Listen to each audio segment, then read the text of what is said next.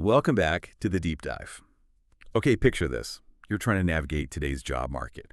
It feels like it's shifting under your feet, right? New tech pops up constantly, AI is changing whole industries, and you need to keep adapting just to keep pace.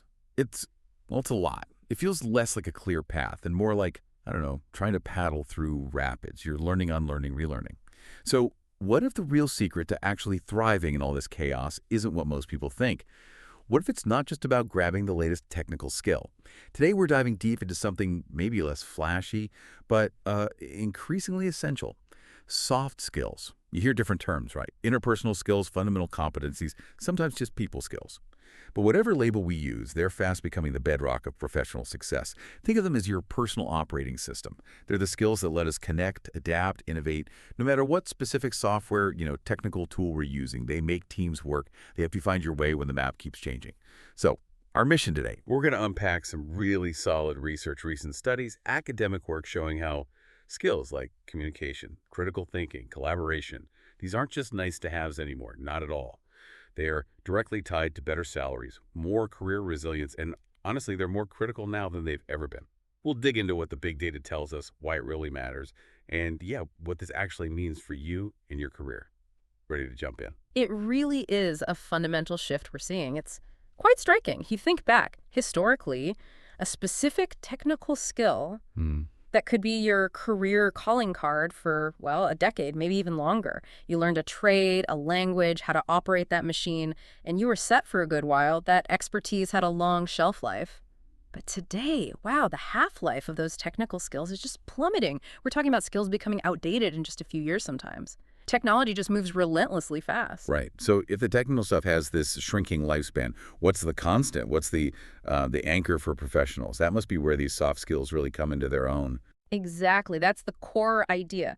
Unlike those fleeting technical skills, these abilities, communication, teamwork, problem solving, they are fundamentally transferable.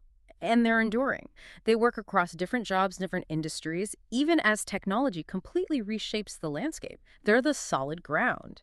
And think about the drivers you mentioned, AI, globalization, economic shifts. These create massive uncertainty. And it's precisely in that uncertainty that these human skills, like critical thinking and collaboration, become absolutely vital for innovation, for solving messy problems, and just for building resilient teams and organizations. Yeah, here's something that might seem surprising at first glance. There's long-term data, looking way back, that shows jobs needing high levels of social and cognitive interaction. These have been growing substantially since the 1980s. Yeah, since 1980. So this isn't some brand new fad. And these roles consistently pay more and offer more stability than jobs that are purely technical or more routine. It's a long, deep trend. That's such a critical point. It's not new, it's accelerating. Yeah. And you can see this trend reshaping how companies actually operate. Take job ads for managers, for example.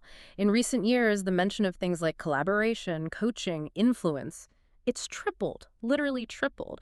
Meanwhile, older terms like supervision have dropped off quite a bit.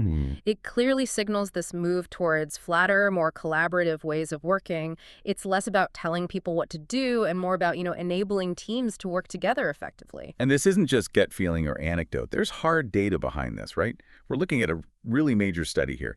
Massive scale. It covered over 1,000 occupations, hundreds of skills, and tracked, get this, tens of millions of job changes between 2005 and 2019. That's an incredible amount of data. It gives a really clear picture of actual workforce dynamics. It does, and one of the most striking things from that analysis is how these soft skills, effective communication, empathy, resolving conflict, they don't just sit alongside technical skills. They act as catalysts. Catalysts, how so? Well, think of them like oil in an engine. The oil doesn't make the car go, but without it, everything grinds to a halt, right? Right, okay. Makes sense. Soft skills are like that lubricant for everything else you do, especially now with so much remote work and cross-functional teams. And the data clearly shows people strong in these areas. They don't just get jobs more easily. They move up into leadership roles faster. And this is really important. They actually learn new technical skills more efficiently, too. So the soft skills actually help them learn the hard skills better. Precisely. They're better learners, more adaptable. It fuels their whole career path. So it's not just about landing the job. It's about thriving in it, growing, and staying relevant long term. The study showed roles that blend these cognitive and social skills. They consistently bring higher incomes, and crucially, they show much more resilience when the economy gets choppy. Like, think about the tech sector. A specific programming language can be hot one year and, well, not so hot the next. Exactly. Obsolescence is rapid. But the study found that people with strong soft skills, adaptability, clear communication, problem solving, they could pivot. They could move into new areas, learn new tech stacks. They weren't stuck when their main tool became outdated. Precisely. And it's not just a general finding. You see clear trends within specific sectors, too, in fields like healthcare, education, finance. The demand for soft skills often actually outstrips the demand for purely technical ones. Really? Surpasses technical demand. In many roles, yes, it's become an operational necessity, and you see companies responding. Corporate training programs are pouring resources into developing these skills now. They recognize the direct impact on performance, innovation, and keeping good people. It hits the bottom line. That's a really consistent story the data tells. But it's not just this one huge study pointing this way, is it? I mean, there's other research confirming this trend from different angles. What else stands out from the broader academic view? Oh, absolutely. When you look across different fields, the message is reinforced. For instance, there's strong evidence highlighting just how critical thinking and collaboration are, especially in complex fields like information systems. It's not just about finding bugs in code, it's about anticipating problems, understanding user needs, really seeing the bigger picture. That requires deep critical thought. That makes sense. And it connects to a challenge we hear a lot about the gap between education and the job market. Studies often show this mismatch, right? What schools traditionally teach versus what employers desperately need now. So if you're a new grad, maybe technically brilliant, but haven't really developed strong teamwork or communication skills, what happens when you hit that data-driven economy? Yeah, that gap can really hold people back. It can mean a tougher job search, slower promotions, even if they land a role. It's a real bottleneck. And this also touches on fairness and access. Research looking at, for example, young people with disabilities entering the workforce. It really highlights how skills like a positive attitude, reliability, flexibility, these softer skills significantly influence how employable recruiters perceive them to be. Wow. So sometimes even more than technical qualifications. Often, yes, it can be the key that unlocks the door to opportunity. It even impacts our own well-being at work, doesn't it? I saw studies in nursing, for example. Yes. In high-stress fields like health and nursing, strong soft skills are linked not just to better performance, but also to higher job satisfaction and lower burnout rates for staff.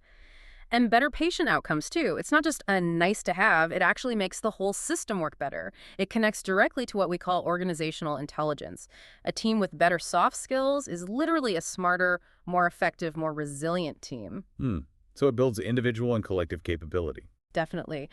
And looking ahead, research on the future of work consistently emphasizes this dual need. You need both the tech skills and the human competencies, adaptability, collaboration, ethical judgment to thrive in advanced economies, especially as we navigate big transitions like towards sustainability. And we can't forget emotional intelligence in all this. That seems fundamental. Absolutely critical. Study after study links higher emotional intelligence, understanding and managing your own emotions, and recognizing and influencing others directly to professional well-being and success, especially in competitive fields. Okay, so the evidence is strong.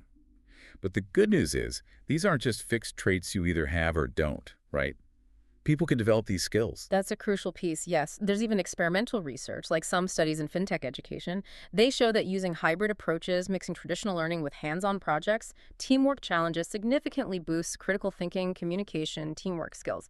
So, yes, we can absolutely teach and learn these competencies. They are muscles we can build. All right, so we've laid out the why. Let's shift to the how. We've got all this compelling evidence. What does it mean in practice? For organizations, for companies listening, what's the actionable takeaway? It sounds like recruitment needs a serious rethink. It really does. Organizations need to consciously prioritize evaluating and developing these skills right from the hiring process. Go beyond just checking technical boxes. Practically speaking, that means using tools like behavioral interviews more effectively. Ask candidates how they handled past situations that required collaboration or problem solving. So asking for real examples. Exactly. Or using simulations to see skills in action. And beyond hiring, think about organizational design. Things like agile methodologies, for instance. They aren't just about speed. They inherently require and thus promote strong communication, collaboration, adaptability. They build those muscles on the job. And what about universities, colleges, training providers? How do they need to adapt to bridge that gap we talked about? Well, the call is really to innovate the curriculum, move beyond just lectures and exams, incorporate things like project-based learning, gamification, cross-disciplinary teamwork, methods that actively foster these skills. The goal isn't just knowledge transfer, it's building genuine self-efficacy, confidence, and capability in applying these skills in real-world contexts. Learn by doing. Okay, and for individuals listening, people thinking about their own careers, what's the advice? The message is, be proactive. Don't wait for your employer to train you, necessarily. Take ownership of your own development. Look for online courses on communication, leadership, critical thinking. Find mentors.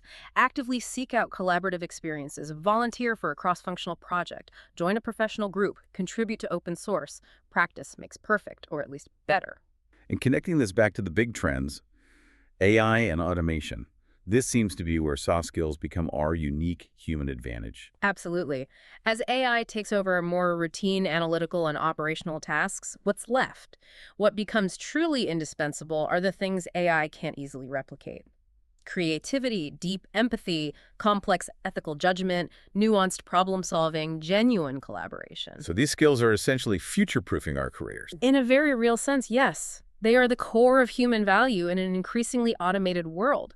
Your ultimate differentiator. Okay, this all sounds incredibly positive and important, but it can't be that simple, right? There must be challenges, hurdles to actually making this shift happen. Yeah. One big one that comes to mind is measurement.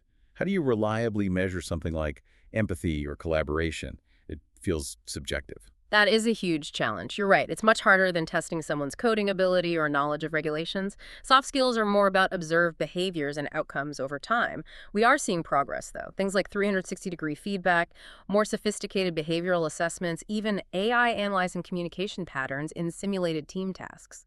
Interesting. Using AI to measure human skill. Potentially, yes. But it requires moving beyond simple metrics and embracing more holistic, maybe qualitative approaches. It's definitely not straightforward. And this difficulty in measurement feeds right back into that education gap we mentioned. If it's hard to measure, it's sometimes harder to prioritize in traditional grade-focused education systems. And then there's the organization itself. Inertia is a powerful force. Trying to shift a large company with established hierarchies towards more collaboration. That sounds like turning a massive ship. It absolutely is. Deeply rooted cultures and structures resist change. Moving to more agile, collaborative models isn't just about rolling out a new org chart. It requires significant investment in training, yes, but more fundamentally, it demands real cultural change, starting from the top. That takes time, effort, and persistence. And one more crucial hurdle, looking at the bigger picture, equity. Yes, social inequality is a major barrier here too. Access to opportunities to develop these skills through quality education, mentorship programs, internships, even certain types of family background isn't evenly distributed. Right, so marginalized groups might start at a disadvantage in developing the very skills the market increasingly values. Exactly. Which can widen existing gaps. Addressing this requires more than just company training programs.